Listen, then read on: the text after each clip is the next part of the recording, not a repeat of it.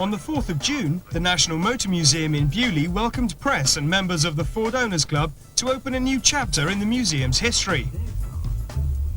The Ford-sponsored Wheels ride, which traces the history of the car in Britain, was reopened by Ian McAllister, following recent improvements.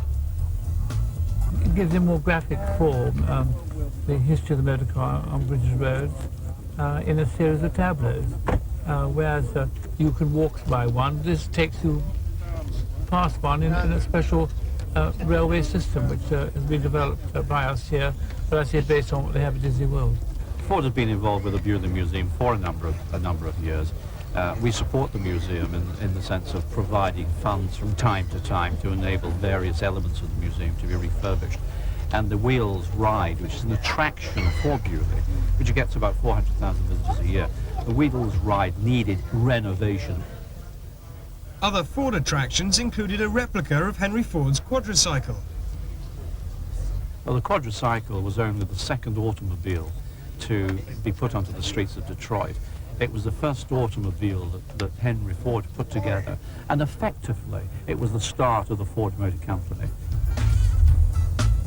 A prize was given for the most beautiful classic Ford on display and was awarded to the proud owner of this 1962 Zephyr.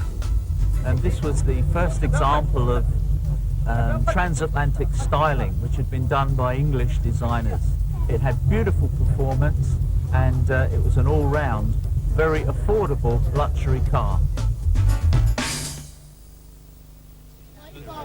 In Detroit, there have been more celebrations. 100 years ago, Henry Ford took the original quadricycle out for its first journey.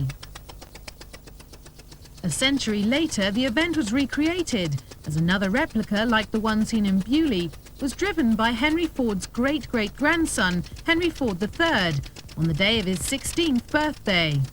You know, we met him at the Dearborn Police Station this morning and got his driver's license. And coming over here and seeing him riding that car, it was fantastic.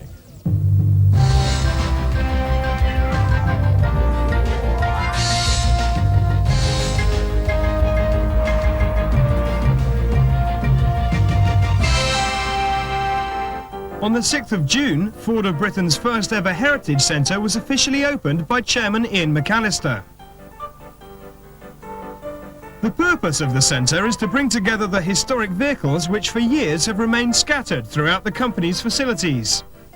The cars which we've got in the Heritage Centre are cars which were built in volume production for the English market. And the object has been to get an English heritage together. The centre's heritage is certainly strong. It features cars from every stage of Ford's history, including Hannu Mikkela's Mexico Rally winning Escort, a vintage Transit from 1965, and the hugely popular Anglia, which was originally manufactured here at Dagenham. The display also includes a quadricycle replica, a miniature version of which was presented to loyal customer Hope Till, who has owned 51 Fords over the years. I've looked at other makes, but I've always come back to Ford. Many of the models on display here are the same as those owned by Mr. Till. Other visitors will have the opportunity to see the cars they once owned when they visit the centre as part of the Dagenham plant tour. The collection will be expanded as more vehicles are purchased or lent by Ford enthusiasts.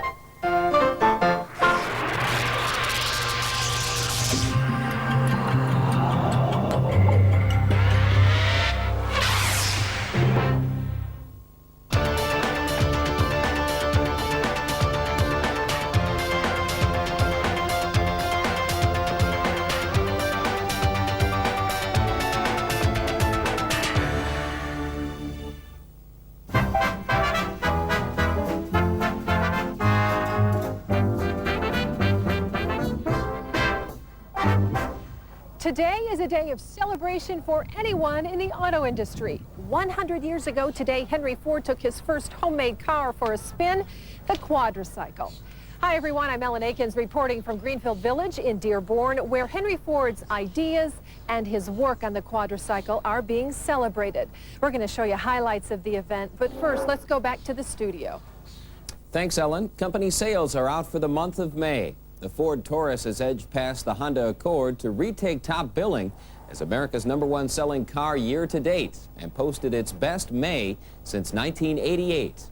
Sales of the all-new Ford Taurus rose 14% to more than 38,000 units in May, and combined retail volume of the Taurus and Mercury Sable was up 32% for the month. Meanwhile, the company's U.S. truck volume in May established a new record for any month, and America's most popular vehicle, the Ford F-Series, surged 27% for the month. Those strong truck sales helped total vehicle volume top last year's very strong results. Take a look at how the numbers stack up. Overall, Ford's total vehicle sales were up nearly 1% in May, with cars down 1.5% and trucks up by more than 3%. Other automakers reporting May sales included Toyota and Honda. Each had total vehicle sales increases for the month. Industry-wide, total vehicle sales were up by 7% for the month. In terms of market share year to date, Ford is down by more than a point for 25.3% of the U.S. market. General Motors is down 0.3 of a point for more than 31.5% of the market, and Chrysler is up nearly 2 points to 16.3%. Among the major Japanese automakers, Toyota and Honda gained share year to date, while Nissan, Mazda, and Mitsubishi lost share. In industry news, the federal government is suing Chrysler to force a recall of 91,000 1995 model year Cirrus and Dodge Stratus cars for alleged safety problems with the car's rear seat belts anchor bolts. The federal government says they took the action after Chrysler opposed issuing a recall on the vehicles. Chrysler says government tests were flawed and there are no consumer reports of seat belts failing. Well, hundreds of global marketing employees are on their way home today. They were in Detroit for the 6-day Ford Worldwide Brand Management Conference. Their sessions ended Tuesday afternoon with a roundtable executive discussion on the new way that the company is marketing its products. As I think of brand management, it's really delivering to the customer a benefit that exceeds the price that the customer pays for that service or that product. And only if they perceive or they really are receiving value or a promise that delivers value, are we going to meet the expectations of the customer. The panel agreed that brand management is key in delivering many of the strategies that make up Ford 2000. Marketing employees who attended the conference are returning to their markets with a better understanding of how to implement brand management worldwide. That's it for today's update. Now back to Ellen. Hello again, everyone. I'm FCN's Ellen Akins reporting from Greenfield Village in Dearborn, where the Ford family is celebrating 2 birthdays. FCN's Scott Grigg has the details. Greenfield Village was Henry Ford's dream, so it only seems appropriate the village served as the backdrop for the celebration of one of his greatest accomplishments, the 100th anniversary of the first journey of the quadricycle. All of this was 7 years before the origin of the Ford Motor Company, but my great-grandfather was already showing the entrepreneurial instinct that was to complement his inventive genius throughout his lifetime. Within a short time, he actually sold the quadricycle to a gentleman for $200. Ford noted the quadricycle was the invention that led to the Model A, the assembly line, and Ford Motor Company. The centennial ride of the quadricycle, though, wasn't the only celebration here. Most teens celebrating their 16th birthday would probably not opt for a vehicle whose top speed is 18 miles an hour, but that's exactly what Edsel's son, Henry Ford III, did on his 16th birthday. As hundreds of curious Greenfield Village visitors and guests watched, the great-great-grandson of Henry Ford appeared through the crowd as the passenger on the quadricycle while a proud father watched. You know, we met him at the Dearborn Police Station this morning and got his driver's license. And coming over here and seeing him ride in that car, it was fantastic. I mean, it's every father's dream that his oldest son grows up to be, everything that you expect of him, and it was great. The younger Ford was also presented with a model of the quadricycle to remind him of his great-great-grandfather's humble beginnings. However, the star of the day was the quadricycle, as school children and adults alike jockeyed for position to get a close-up look at the invention that launched a legend. I got to admit, it's a little smaller than I expected. Fascinates me how he put that together like that. Henry Ford wasn't the first man to build this contraption. but he was the first to apply modern principles of assembly line building and make it affordable to the common man. I have to wonder how he felt when it first ran. That should have given him a real feeling, because even with myself, when I first ran it was a terrific sensation. It's not likely Henry Ford ever forgot that sensation and his first quadricycle ride, nor will one 16-year-old. Scott Gregg, FCN News. 100 years ago, a Detroit mechanic took his homemade car for its first spin. The so-called quadricycle jump-started Ford's career and changed the lives of millions. In 1896, a moonlighter is hard at work in a coal shed. 33-year-old Henry Ford has a dreamer's mind, a tinkerer's hands, and a crazy-looking contraption. It's pretty straightforward and pretty simple to our eyes, but if you have to make one from scratch, it's a pretty significant accomplishment. Ford's wife, Clara, helped start his first engine in their kitchen sink. He needed raw materials at the hardware store, but they would only give him $15 credit. Here's the shy Clara going to the hardware stores trying to finagle more credit.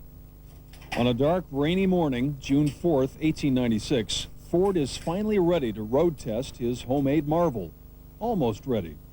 He turned around, looked at the door, and realized he couldn't get his quadricycle out the door. He built it inside. So picked up tools at hand and started hacking away at the bricks, broke open the door, hopped in the car, and out he drove. Ford controls the quadricycle with a steering lever. His aim has to be true because there are no brakes. But he begins his famous journey into Detroit and into history. I view it as sort of his final exam as a mechanic. He had been working toward this for most of his life, and now he was ready to go beyond that to take the next step.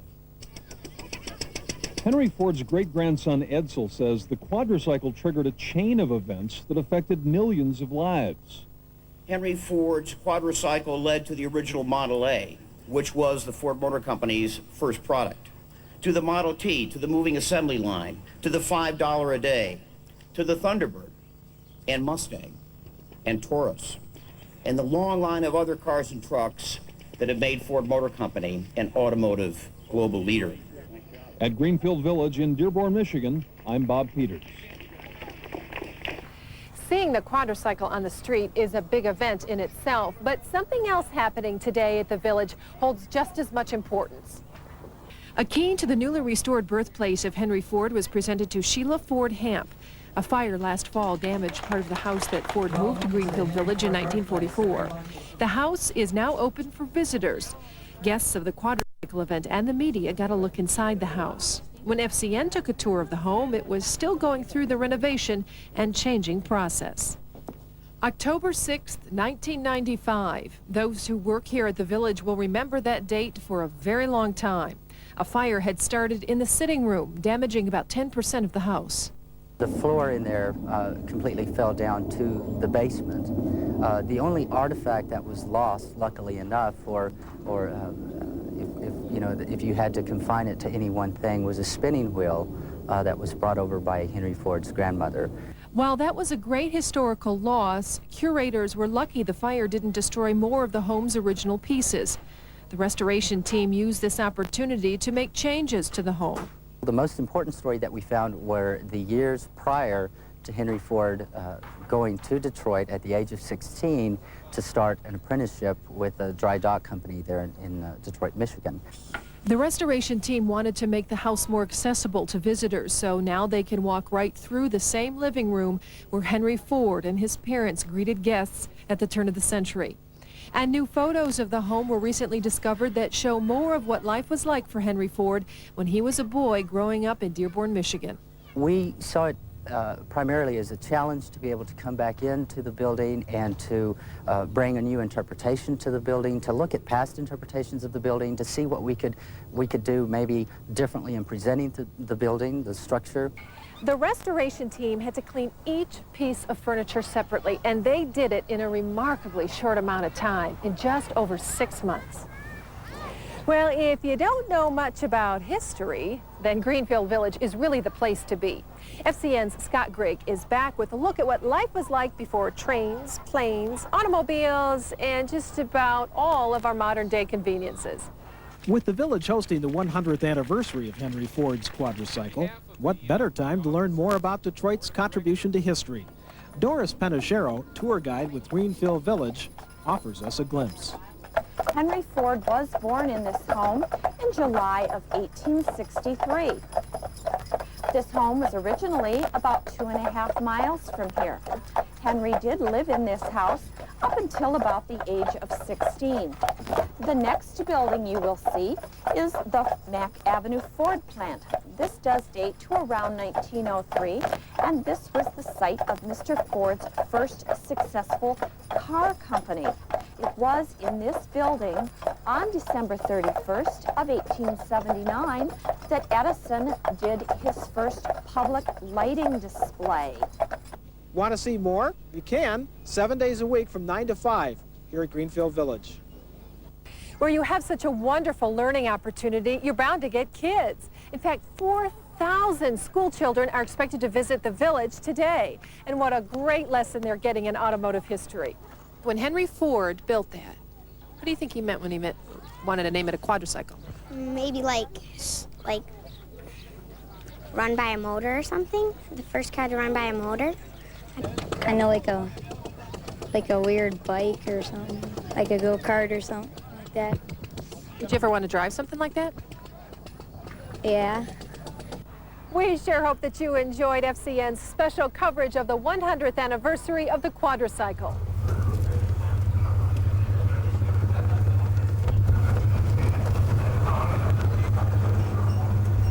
Our early ancestors never quite got the hang of the wheel. But by the Iron Age, wheeled carts were in use for transport of goods and people. In the late 19th century, and by 1886, Benz and Daimler were able to build the first practical motor cars using the new internal combustion engine.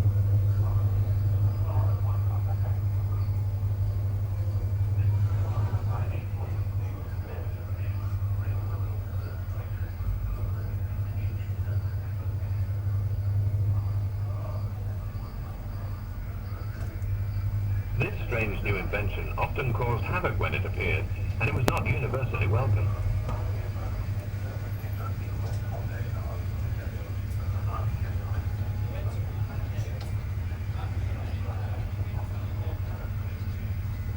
Perched on top of their cars, pioneer motorists had no protection from the weather.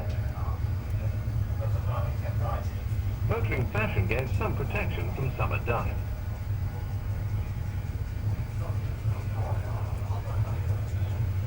Most people stored their cars for the winter, but the hardy kept driving.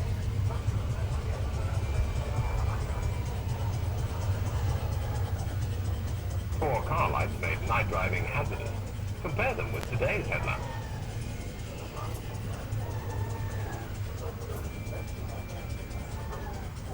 Public and parliamentary reaction to the car was often hostile.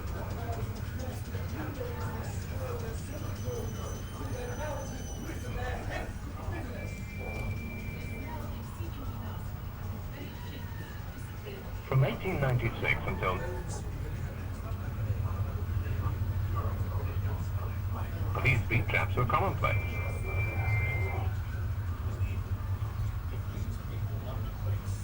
But despite this hostility, many affluent families discovered the delights of touring the British countryside by car.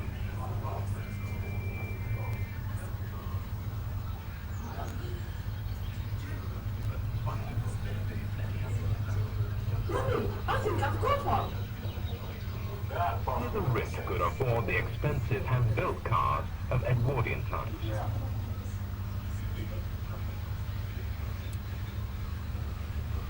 Craftsmen used skills learned in the building of horse-drawn carriages.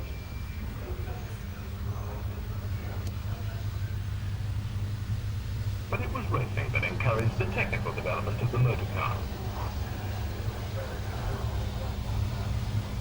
Racing innovations were adapted to improve the family car.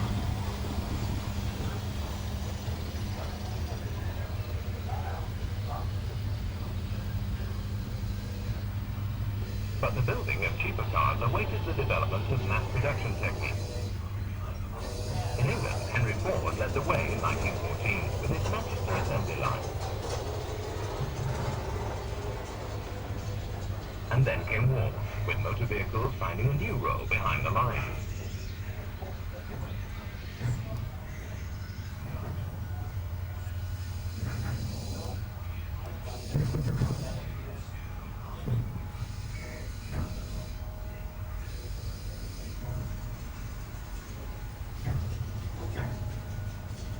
In the post-war years, less expensive cars gradually appeared on the market.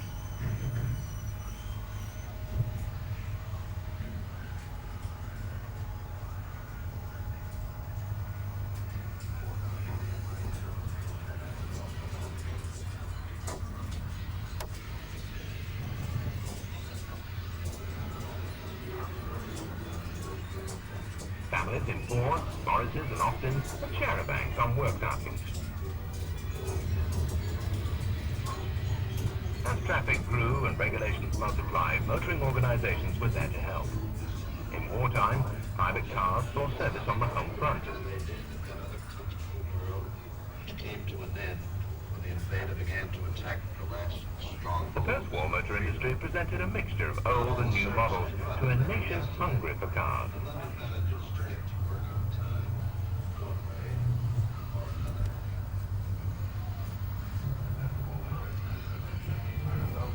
The Ford Escort established an outstanding reputation in rallying.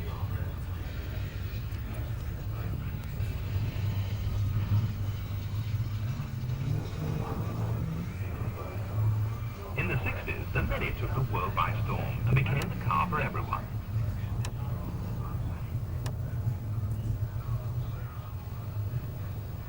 While the Land Rover became the workhorse of the world. In the 60s, design was led by fashion.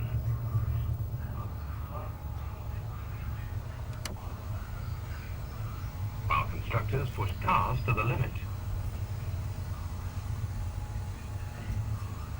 The best acceleration, the fastest car, the most expensive vehicle.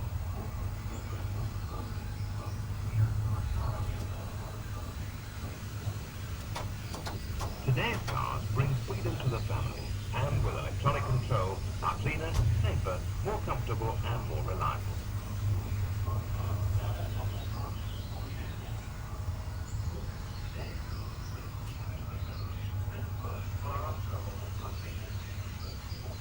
But what of the future?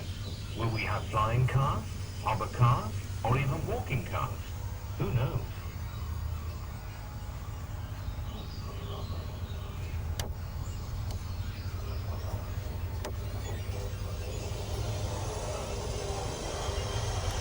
Thank you for joining us in the world of wheels. As the safety bar rises, please collect personal belongings, take young children by the hand, and alight on the left. Thank you. Please alight immediately.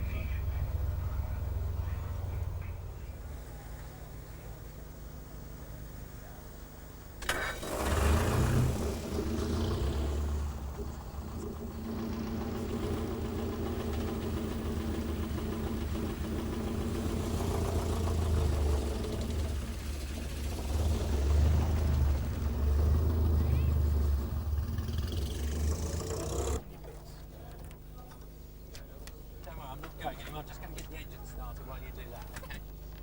Pictures? It's not very late.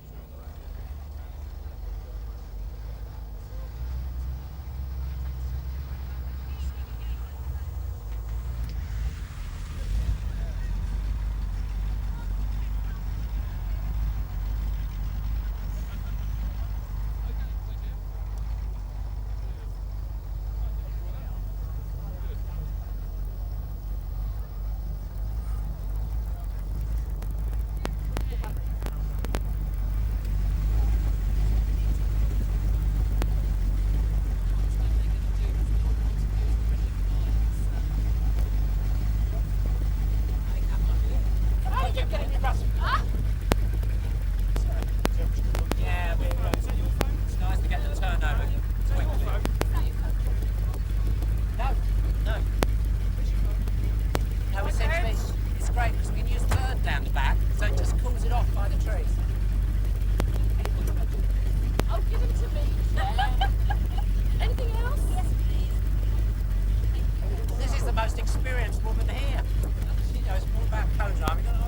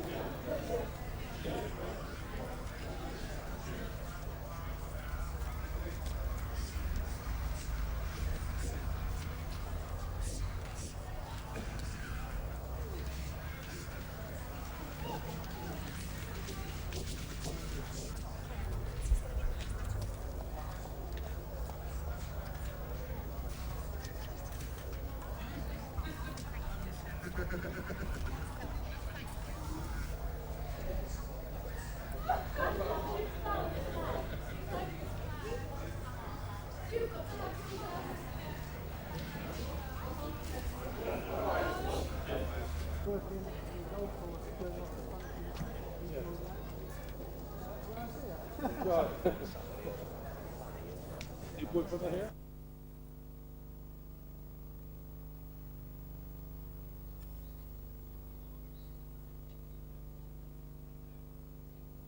Beaulieu into the National Motor Museum.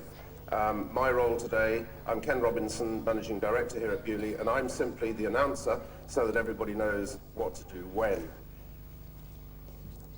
My Lord, ladies and gentlemen, I would also like to give you all a very warm welcome today to come here to celebrate the reopening of our wheels display. The original display was opened by His Royal Highness the Prince of Wales in 1985 to celebrate the centenary of the motor car. And it therefore is entirely appropriate that this reopening should happen in 1996, because it also celebrates not only the centenary of the British motor industry, but also this refurbishment and updating has been made possible by the generous support of the Ford Motor Company, who are also celebrating the centenary of Henry Ford's first car. So this is a double centenary. Ford have been generous patrons of the National Motor Museum since its opening in 1972, and indeed made a major contribution to the design and construction of wheels in its original form. We are extremely grateful for their generous support for the National Motor Museum Trust, which has made it possible for the renewal of the display at such an important year of the British motor industry. Can I remind you that the National Motor Museum's long-term policies are clear. They are to collect, conserve and present to the public vehicles and other items relating to the history of motoring in Britain from 1896 to the present day. The museum, with its associated reference library, photographic library and film and video library, now represents the world-class centre of excellence for study and understanding of motoring history. Once again, Ford have helped with the donation of a lot of film and other historic material. Thus, we can not only provide an enjoyable and enlightening experience for visiting members of the public, but also, I think, provide facilities for researchers into all aspects of motoring history. We hope our activities in this area will be extended even further this year, with the plan to establish a Centre of Motoring History in association with Bournemouth University. This centre will provide a focus for serious research into all aspects of the history of motoring at both undergraduate and postgraduate level. The National Motor Museum has always taken a particular interest in the social history of motoring, and the wheels display has provided us with an opportunity to set the motor car in its social context. Since 1985, it's been open every day. It has had an day off every Christmas, however, but in the intervening 11 years, well over 4 million visitors have enjoyed the experience.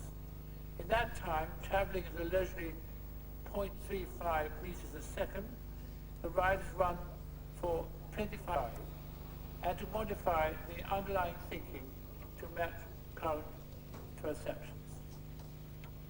So, finally, we are most grateful to Ford, not only for making this redevelopment possible, but also the very significant financial support they continue to make available to the Trust. May I conclude in looking forward to a long and happy relationship and partnership between the Trust and the company. I would like to take this opportunity to wish the company every success in an ever-increasingly competitive world. As one who sometimes claims to be the historical conscience of for the motor industry, I would like to pay tribute to them for their splendid efforts in saving and supporting and ensuring a future for three of our famous marques in this country, Daimlers, Aston Martins, and Jaguars. Thank you very much.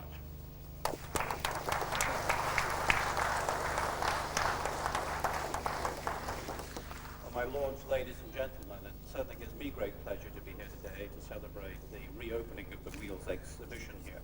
We have been associated with Beaulieu a long time, Lord. It goes back beyond the Motor Museum, in fact back to May 1928. I think our first association was when Henry Ford visited Lord Montagu's father as Henry Ford was on his way back to the United States via Southampton. So it's been a long time since we've been associated with Beaulieu.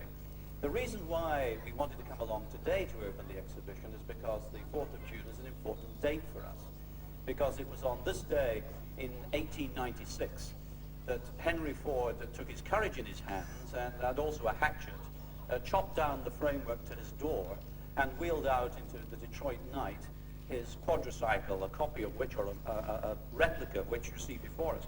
It was a remarkable achievement because he'd never ridden in a horseless carriage before. He certainly hadn't driven one. And in fact, the quadricycle was only the second horseless carriage to appear on the streets of Detroit, a town that would eventually become known as Motortown. And he did it because he had a vision. And his vision was to bring mobility to the people. And he believed that the motor car, then so newly invented, Daimler had only just started a couple of years before, that he saw the opportunity to achieve that vision. Of course, he founded the Ford Motor Company in 1903, and it was only a couple of months after that he started shipping cars overseas. And the first market that he started to ship his cars to, of course, was the United Kingdom.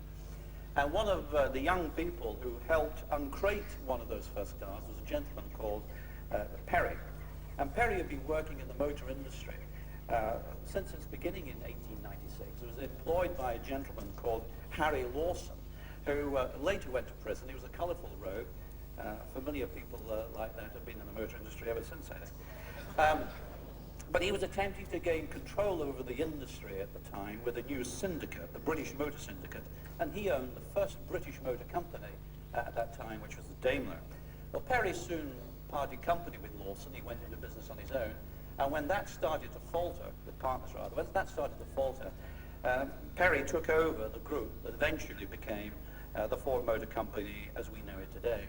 In fact, under Perry's direction, the group grew so rapidly that when in 1908 Mr. Ford launched his Model T, a terrific example of which is just inside the museum. And when he launched his Model T, he chose the London Motor Show for its international debut. And 3 years later, Perry was chosen to head up the first plant that Ford established outside North America, which, as I'm sure you all know, was based at Trafford Park in Manchester. And it was a brilliant choice because within the next few years, Ford became market leader in the United Kingdom, selling more than all the other 5 largest British marques combined, thanks to Henry's latest invention, which of course was the moving production line. Then in 1910, we started to sell Ford cars through a network of dealers for service and sales. And I'm proud to say that a large number of those dealers that were first franchised by Mr. Ford in 1910 are still selling Fords today. There are plenty of fine cars on show, plenty of fine Ford cars on show. I learned to drive on one of the old Anglias.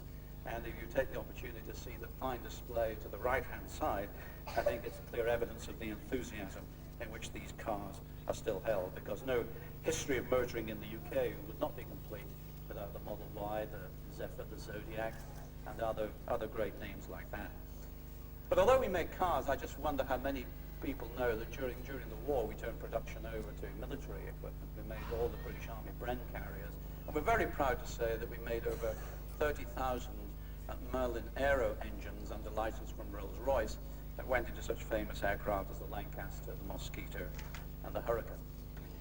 Since 1911, we built some 22 million vehicles in the UK, more than any other British-based marque, and we've been at the top of the best-selling list since 1967, and certainly the leading manufacturer in the UK for the past 19 years. Our local product, of course, in Southampton is Transit.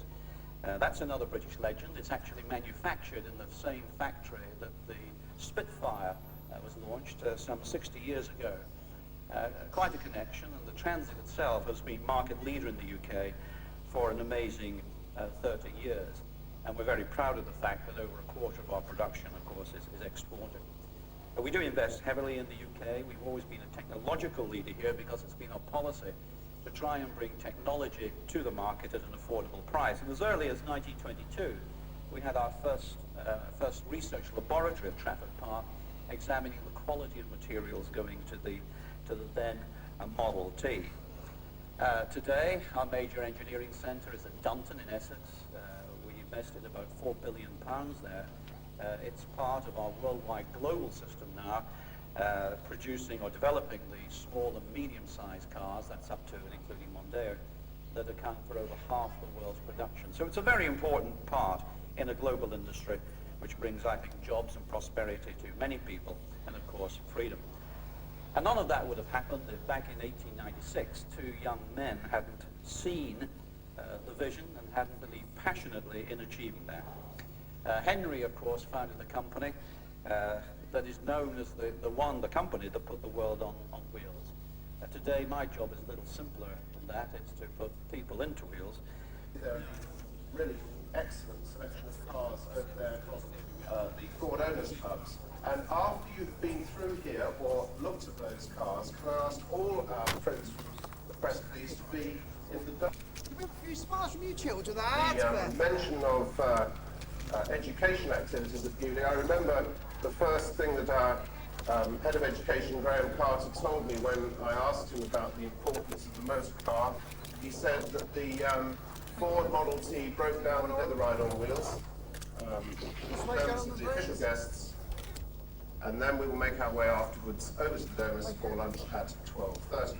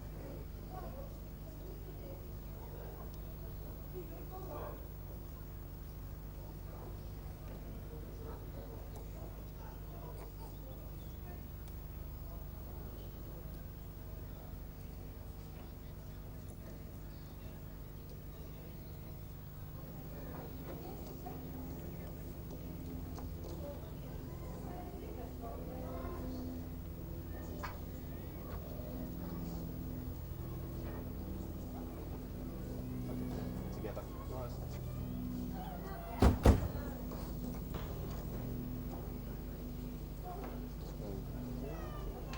And open them. And see if you can do it. Try and do it together. Okay. 1, 2, 3.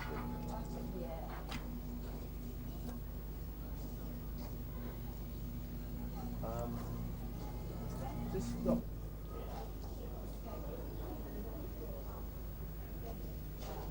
Okay. No.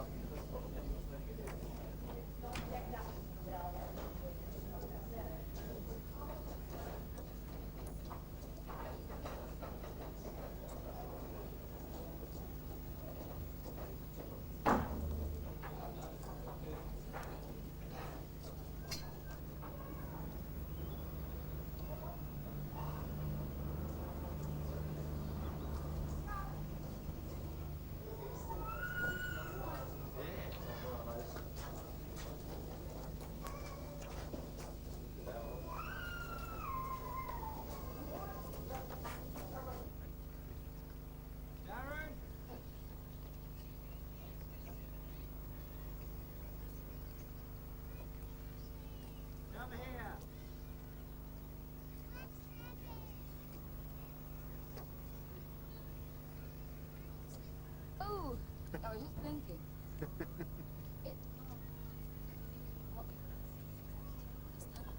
could just see a price presentation as they slide regally towards those rather expensive colours.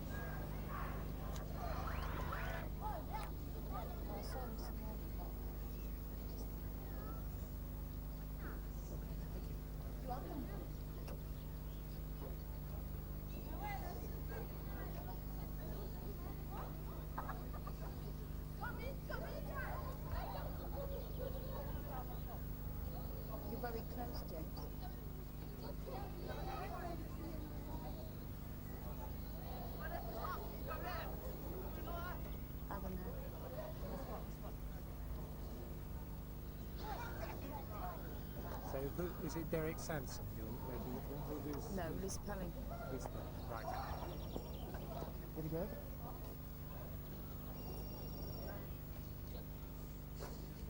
Yeah, I was.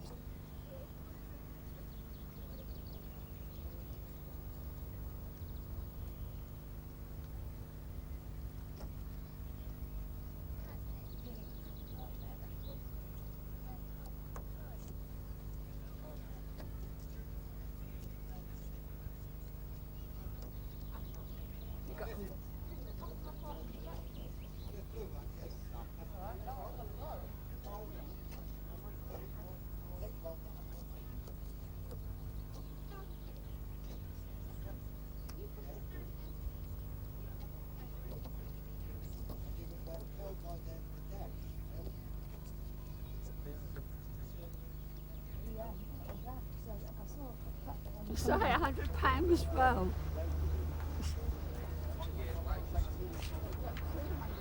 Well, if anybody had £100 a year's wages, still is to buy cars.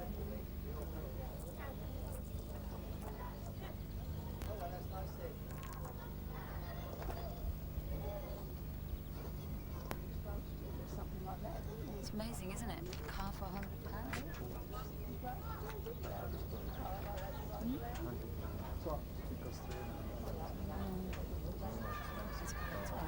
That time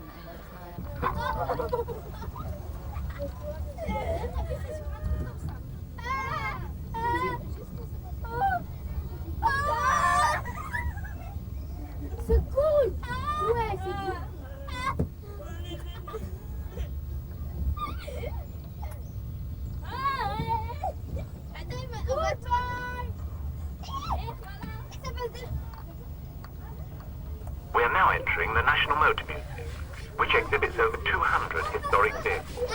The entrance to Wheels, our ride through 100 years of motoring history, is situated on the ground floor opposite the commercial vehicles.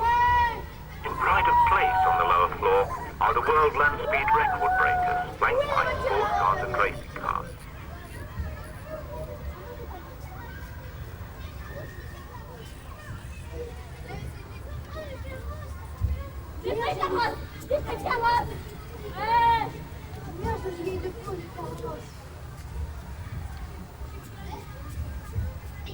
As we leave the Motor Museum, you can see the exhibition arena. Here, many motoring events take place, and often on summer afternoons there is a cavalcade of museum vehicles which tell the story of motoring with actors and music. The ruined building beyond the arena is known locally as the Wine Press, but a 3-year archaeological excavation has revealed that it was a medieval fulling mill for treatment of woolen cloth.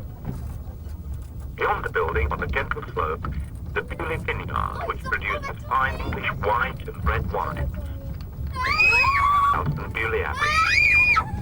You may return to the museum station by monorail, or take the replica veteran London bus from the stop at the kiosk between the house and the Abbey. Toilets are located in the Abbey buildings. Mr. McAllister, can you tell me why Ford got involved in this wheel line in the museum? Ford had been associated with the Beaulieu Motor Museum, the National Motor Museum, ever since it was introduced. We were one of the original trustees, and they also keep all our archives, all our film history. So it's very important that we maintain a relationship with Beaulieu. The ride needed to be changed, and we decided there was a story to be told, not just about the history of the motor car, but also about its future, in particular, how clean the automobile is today. It takes 20 of today's new Fiestas to produce the same amount of emissions as just one of the original one, and we felt stories like that should be told because so many people don't understand the facts. Okay. How and particularly in what way did Ford get involved in the whole series of the Beaulieu Museum? Ford has been involved with the Beaulieu Museum for a number of years. We support the museum in the sense of providing funds from time to time to enable various elements of the museum to be refurbished.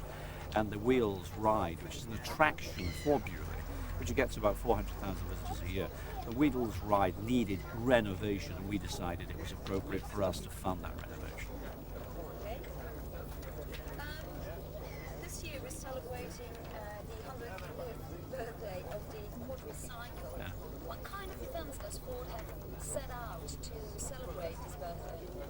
Well, the event today is designed around the original launch, if you like, of Ford Motor Company back in 1896.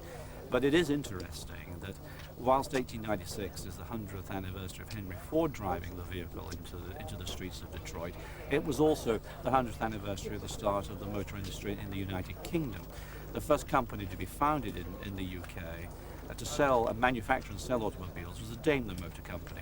And of course, that company is now owned by Ford Motor Company because we also own Jaguar, which owns Daimler.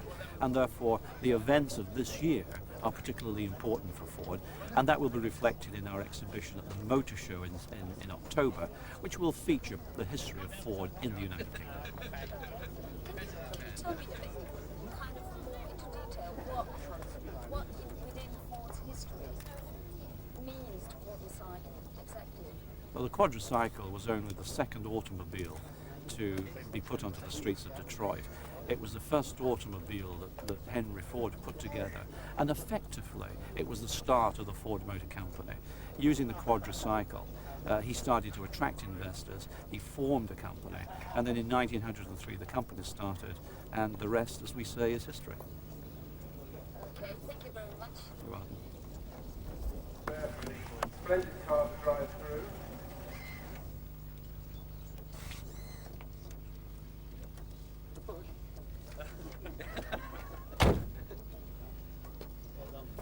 Thank you very much. And now Mike receives his memento from McAllister. I know, there's not many left. I know. Let's give you this. This is superb. You better put it on your desk, man. Lovely model of the Ford quadricycle which you saw earlier today. Don't drop it. Less practical car for There we go. an enthusiast who have their own. I'm sure you'll be jolly pleased that he's got his Zephyr convertible, but Okay.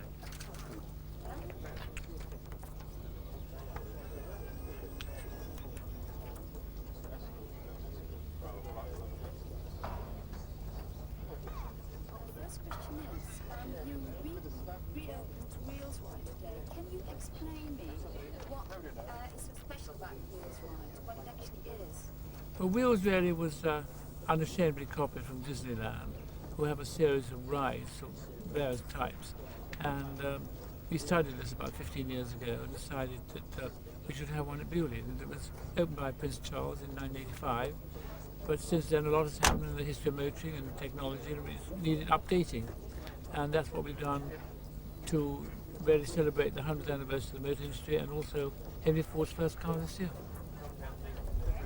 But it is a series of tableaus which you pass by in a pod which moves along. It's rather like a tunnel of love, really, but probably more interesting for some people. What does Wheels Right add to the museum as it actually was? Well, it really gives a more graphic form, the history of the motor car on British roads in a series of tableaus. Whereas you can walk by one, this takes you past one in a special railway system which has been developed by us here, but I say based on what they have at Disney World.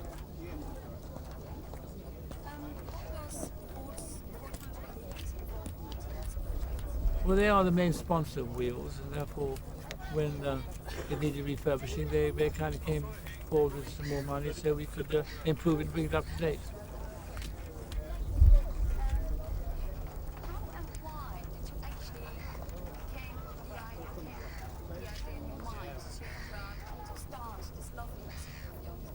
Well, in 1952, when I first opened the house to the public, I wanted to commemorate my father's life. He was one of the great pioneer motorists and devoted the whole of his life to the motor car. And I started in a very small way, 3 cars in the front hall, and it's grown to what this is today. How many cars do you have? We have about 300 vehicles on display and a lot more in store. Okay, thank you very much. Foot going on the Ford side here. Okay, thank you.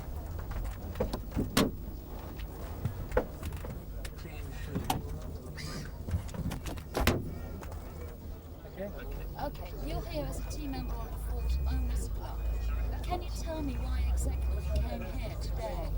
I came here today as a member of the Ford Owners Club, really to take part in the centenary celebrations of the Ford organisation, and it's nice to see so many here today.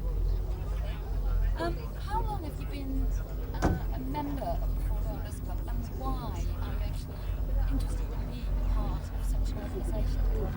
I've been a member of the Ford Owners Club for about 5 years, but one of the reasons that drove me to become a member is because I've always been a Ford enthusiast. In fact, sure. My question was, since when you were a member and why you actually came to become a member? Okay, I've been a member of the Ford Owners Club, the Mark II Owners Club, since about 1990, early 91 maybe, and it was really when I got my Mark II. I bought a Mark II Zodiac then, and I've always been interested in Fords. In fact, the first car I ever had was a Mark I Zephyr Zodiac, and I've always had Fords ever since. In fact, I've got 5 today. I've got a 1962 Mark II Zodiac Estate. I've got this baby, the 1962 convertible Zephyr. I've got a 73 Mark III Cortina. My wife runs a lovely Sierra, and my day-to-day car, my company car, is a Mondeo. So you can say I'm a Ford freak. You won the competition. Your car has been chosen as the best car out of the whole bunch. How do you feel about that? How I feel about winning the competition today is I'm totally surprised. Totally surprised to win out of all the spectacular cars that are here today. Some super American cars, some excellent original cars, and to be chosen out of all those is a real prize, and I'm quite surprised. We have to do it again. Yeah, because of the Bentley. Yeah. Okay. So, how do you feel about winning the competition today? To be selected out of the cars that we've had here today is quite a surprise. I feel totally surprised about it, and I'm quite flattered because there are some excellent examples of reconditioned cars or refurbished cars. There's some lovely examples of original cars, and to be chosen out of all those is quite something special. Can you tell me something about your car? Yep. The car is a good example of a convertible. It was to start with. It was originally in Caribbean turquoise, which is the colour you see today, which was an original Ford colour. At some time in its life, it was painted yellow over white. The least said about that, the better maybe. And it was actually rebuilt totally by a guy called David Woodfield, who's another Mark II nut. And he's in Bedfordshire, and he sold the car to me about 2.5 years ago because I always lusted after it, and we agreed a price, and I've had it ever since. Okay. Can you tell me something about the Zephyr as being a typical car for? What is so special about the Zephyr? The Zephyr, in my opinion, the Mark I, but especially the Mark II, was quite revolutionary for its time, with the McPherson struts, with the really adventurous styling, the transatlantic styling. I'm gonna kill that.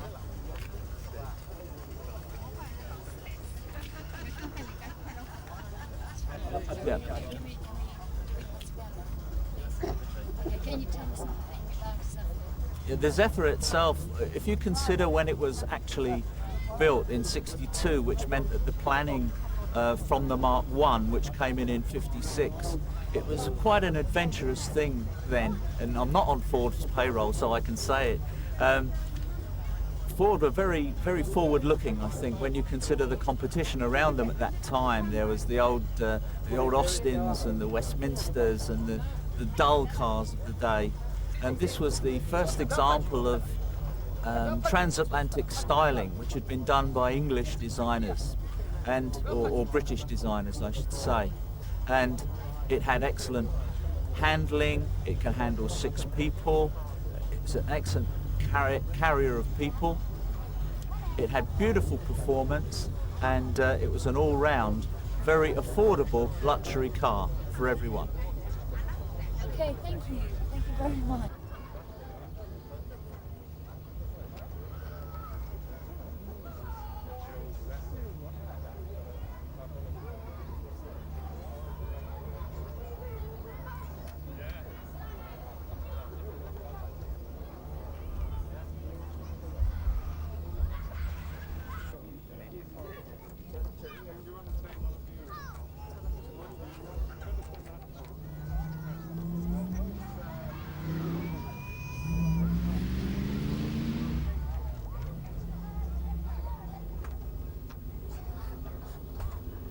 They come out there again.